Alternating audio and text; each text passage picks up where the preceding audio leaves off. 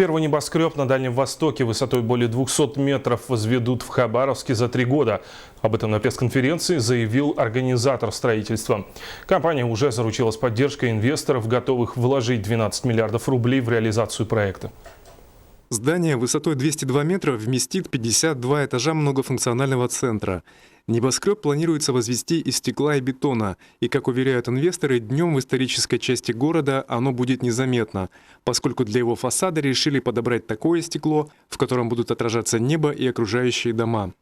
Во-первых, это остекление будет, оно со временем года оно будет иметь наклон, и лучи света будут проникать эргономично для проживающих или там присутствующих в этом помещении. На 52 этажах многофункционального центра будут расположены офисы, одна из крупнейших мировых гостиничных сетей, а также в небоскребе выразила желание разместиться мировая сеть кофеин Starbucks.